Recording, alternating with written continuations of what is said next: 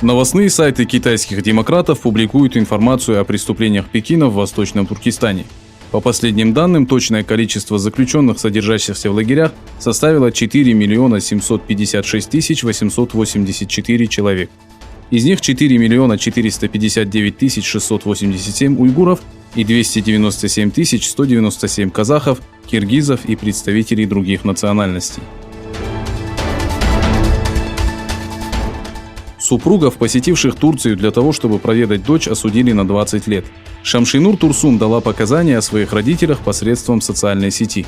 Единственным проступком ее отца, родившегося в 1950 году в городе Кульджа и вышедшего на пенсию из Народного комитета, а также ее матери, которая родилась в 1952 году в Кульдже и проработала доктором в городской больнице, стал их так называемый незаконный визит в Турцию. Во время протестов, которые поддержали уйгуры, тибетцы, китайские оппозиционеры и японцы, участники акции с флагами Тибета и Восточного Туркестана призвали лидеров двадцатки оказать давление на главу Китайской Народной Республики.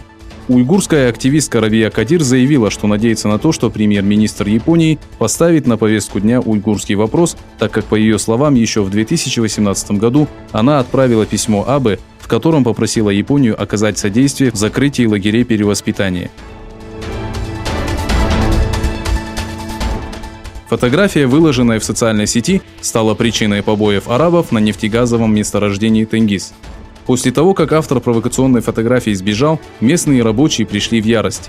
Во время побоев пострадало несколько арабских рабочих. Позже автор скандальной фотографии, являющийся гражданином Египта, выложил видеообращение, в котором принес свои извинения казахскому народу и своим товарищам по работе. После завершения саммита двадцатки была издана итоговая декларация. По результатам декларации дальнейшая деятельность государств будет идти в соответствии с предыдущими уставами. Принципиальной основой новой декларации стала направленность на устранение неравенства, а также установление добросовестного роста и стимулирование индивидуальных особенностей общества.